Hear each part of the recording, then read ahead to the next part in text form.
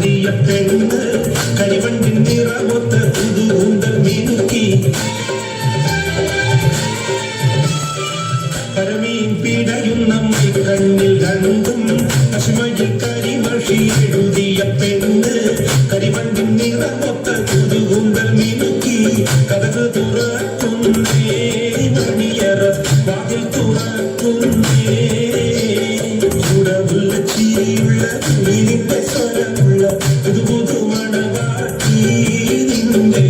അരിമുള്ള കിനാവിലെ അഴകേറും പുതുമാരൻ ഇത വരുന്നേ പെണ്ണേ ഇത വരുന്നേ